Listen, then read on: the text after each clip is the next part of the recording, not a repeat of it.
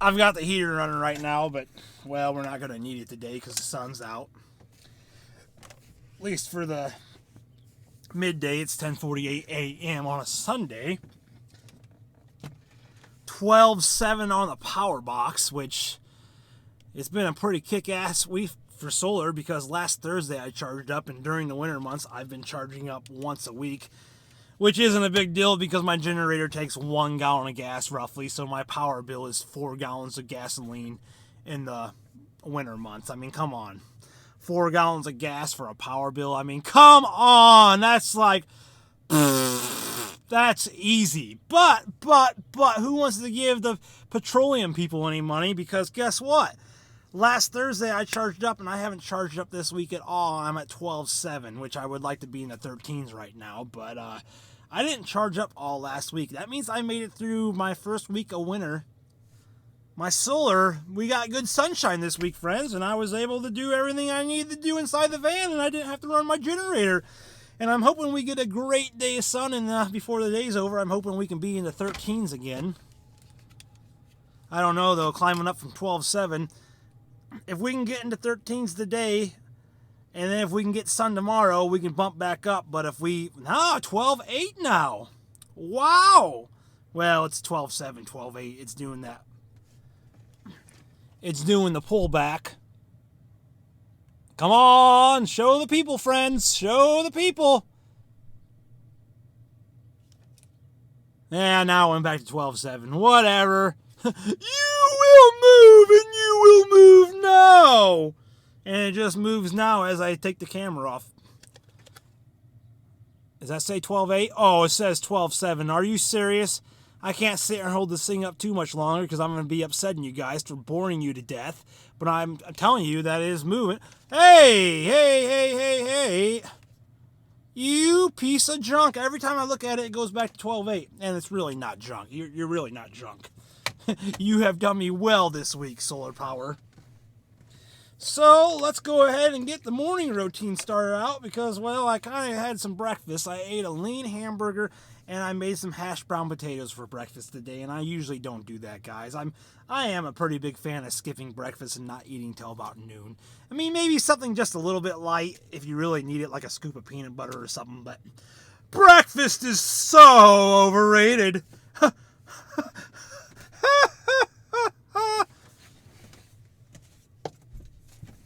Yeah.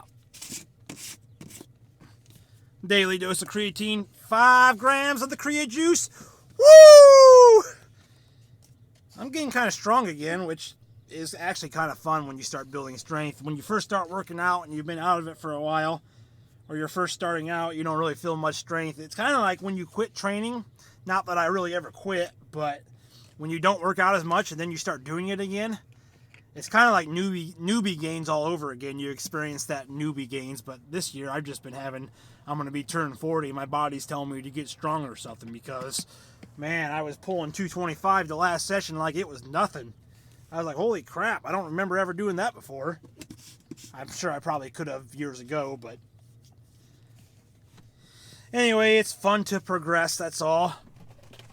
And I'm getting ready to hit the road west here soon, and, well... Not to tell you guys this, but to tell you guys this, I can keep weight training for a while. Yep, given the right environment. I haven't had a really actually gym. I work outside, obviously, in the backyard.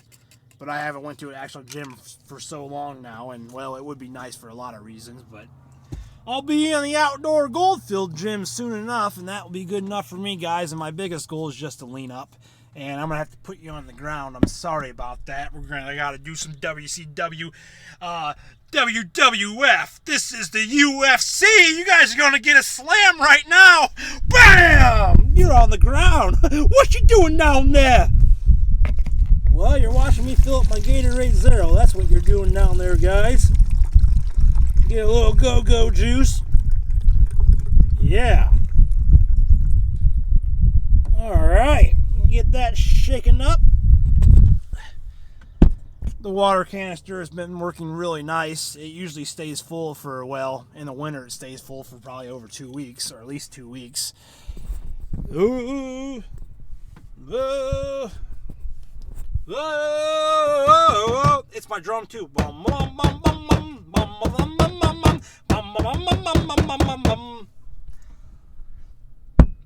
You know what's really cool? When that thing is full at nighttime and you take your flashlight out and you turn it on. If I can do it.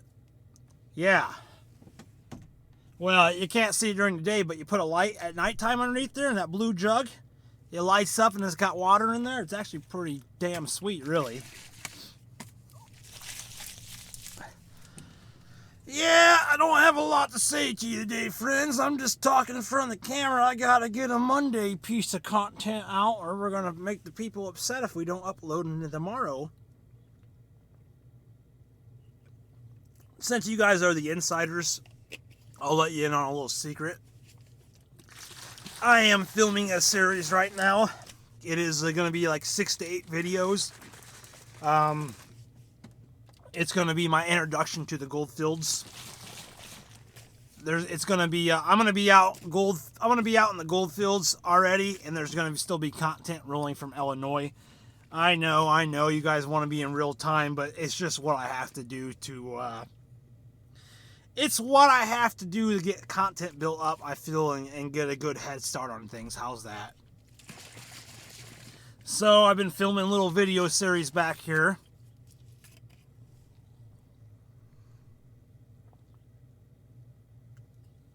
So what's on the agenda today? Well, usually I don't eat breakfast, and I eat breakfast, so I'm feeling a little bit. I don't know how I'm feeling about that, guys. Maybe I should have fasted a little bit more, but I was pretty hungry this morning. My stomach was rumbling, making all kinds of noises, but those are excuses. But I ate some hash brown potatoes and need to get to the backyard and do a workout. My arm's a little bit tight right here for some reason after doing those pull-ups or doing those rows in the backyard a few days ago. For some reason, I don't know what it was, but my arm right here got like, you ever been hit the funny bone in your leg? Well, it feels like somebody hit me in the funny bone in my arm, and it was like after the workout. Like usually when you have pain, it happens during the workout. Well, after I did the rows to finish the workout up, I went to pick up some reverse curls, and I noticed that my arm was hurting right here, and I didn't get it because I'm like, I didn't feel anything funny. When I was pulling all that weight, I didn't feel anything funny when I was rowing it. I went up to 245. Probably won't go over 225 for a while and just work on doing more reps with the rows, if anything. I just wanted to see if I could do it. And, well, I did 175 for 10 to 12 or whatever it was. And then I took a day off and came back the next day, and I was like, well, if I did 175 for higher rep range, I can probably do 225 for at least one. So I put 225 on there. I thought I was only going to do one, and, well, holy crap. I did like 7, 8, 9, and I was like, damn. Where did this power come? Where did this electricity come from? Well, then I think about it. I've been doing a lot of pull-ups, or I was doing pull-ups, and my body weight was probably like 220, so, you know, that's where it came from. And I've been taking creatine now every day for this year, except I started like the first week and a half in, so I didn't get the first week and a half, but it's not the creatine. I can still feel it in my arm when I pick it up, right here, the soreness. The thing is, though, if I go do pull-ups today, if it doesn't hurt too bad, I've had this happen before, and I do pull-ups, and I don't know what it is. It like stretches the tissue out, and then I feel great the next day.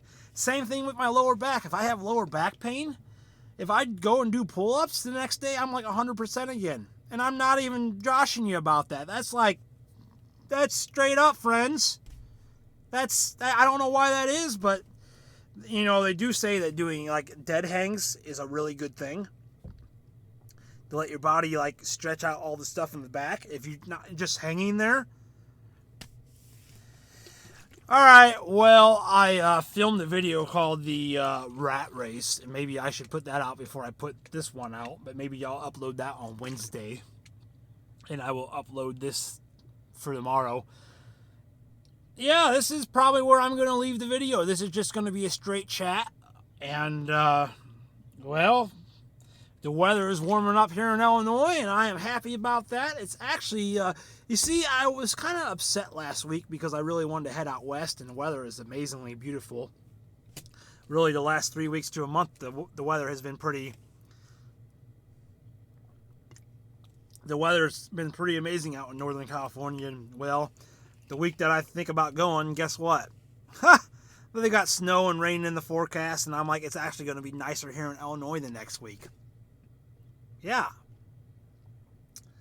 Yep. Not saying it's still not doable out there. You know, I can handle it. It's just fine. You know how it goes when you're on the rocking chair and you go to get up out of the rocking chair and then you find out that you got to sit back down again. I was really going to leave, but some stuff came up in life and I wasn't able to leave this week, so now I'm still here. And, well, I subscribe to ChatGTP. I do some stuff on ChatGTP for online stuff. I don't like buy it every single month, but, well, I paid $20 for the month service of it. And, well, it goes till the end of this month. Something like that, and that's 15 more days, and if I'm out west, I won't be able to take advantage of it. But then again, I've already used it for what I really want to do with it anyway. But yeah, guys, I've been learning a lot of different things this year as far as like computer skills and just stuff that I've been thinking about doing for years now. Like, I'm confident now, well, I know with the help of ChatGTP that I could design my own website now if I really wanted to. I had a website years ago, but there's really no point in having a website at this point. But that is something that I do think about doing, getting a website later on. And I have a whole bunch of ideas for this channel and stuff, and I kind of discussed that in this series that I'm filming right now. Alright, guys, well, I think this is where the video ends today. I'm going to go to the backyard and do a workout, and I'm not going to bore you guys with that stuff. I know you guys like to see it back there, but yeah, this is where the camera ends for this one. Things are turning away. Things are turning around. Well, the van is pretty much ready to go. I've done everything to the van that I can think of doing. I mean, as you see, we have got the bed rebuilt in one of the last episodes. And, yeah, the van is ready to go, and I've done pretty much everything that I'm going to do to it. Now, spare parts, I wouldn't mind getting a crankshaft, a new crankshaft sensor and a new magneto, a new coil.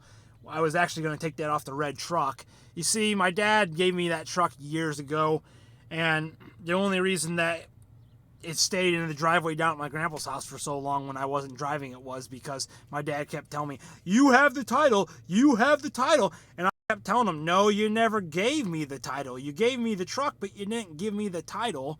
He gave me the truck years ago when he got a different truck. And I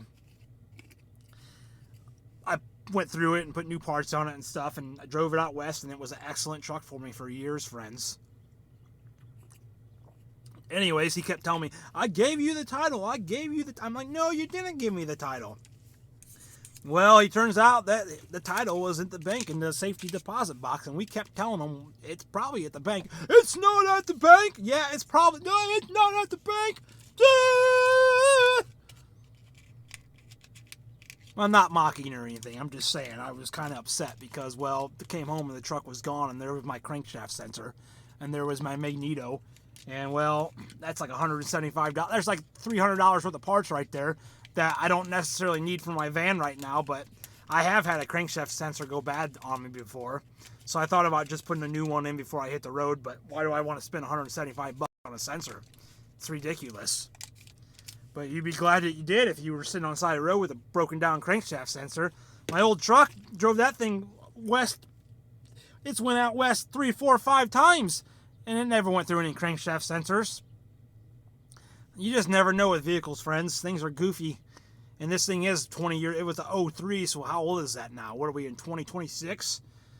What is that, 23 years old right now? My van is just shy of 100. It's like 143,000 on it, I think. These vans can go to a long time. I put a lot of new parts on it. The water pump, the fuel pump, the pulleys, and all that stuff. They should make it to 300,000. That's what I'm saying. Hopefully the whole van makes it to 300,000 without very many mechanical hiccups from this point on. I mean, I can understand brake pads and stuff like that.